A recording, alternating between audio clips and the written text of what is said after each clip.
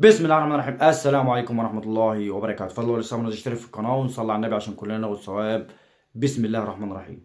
طبعا يا جماعة، سيد عبد الحفيظ يراقب حكام مباراتي بيراميدز وسيراميكا والزمالك وسموحة غدا إن شاء الله، نظرا لتعيين حكام ملاكي بالنسبة لمباراة الزمالك.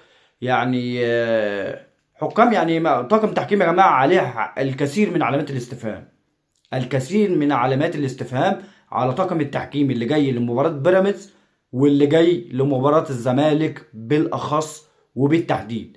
انت جايب طاقم تحكيم لسه محكم لك مباراة الزمالك وبيراميدز، مباراة قبل اللي فاتت، تمام؟ محكم لك مباراة الزمالك وبيراميدز، فانت جايبه للزمالك بكرة بناء على ايه؟ ده من قلة التحكيم؟ يعني انت خلاص ما بقاش في عندك تحكيم، فانت جايب نفس طاقم التحكيم اللي حكم مباراة الزمالك وبيراميدز والحكم كمان اللي جاي البيراميدز. انا مش فاهم يا جماعة، انا مش فاهم الاتحاد بتاعنا ده يعني لحد امتى هيتمادى في الاخطاء، وهيتمادى في التساؤلات، وهيتمادى في اثارة الجدل. انا مش فاهم، انا مش فاهم لحد امتى.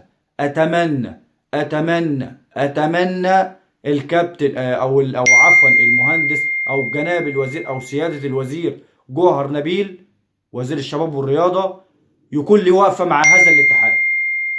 اتمنى يكون سيادة الوزير وزير الشباب والرياضة الاستاذ او المحترم جوهر نبيل يكون ليه وقفة مع مسؤول الاتحاد المصري لكرة القدم لما يدور في الكرة المصرية، لان ما يدور في الكرة المصرية في الوقت الحالي وفي الموسم ده بالتحديد عبث كروي، عبث كروي.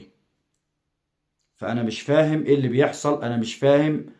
يعني انا الواحد يعني من كتر ما هو كان محضر كلام يقوله ما بقاش عارف يقول ايه، مش لاقي وصف، مش لاقي وصف للي بيحصل من الاتحاد ومن مسؤول الاتحاد. تمام.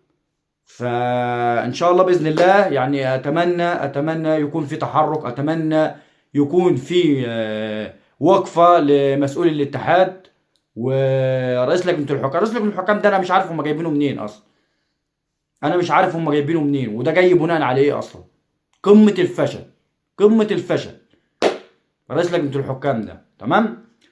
هنشوف الكابتن سيد عبد الحفيظ بنفسه بيتابع وبيراقب الماتشين، عشان باذن الله اي حاجه هتحصل او اي حدث هيحدث مش هيعدي بسهوله.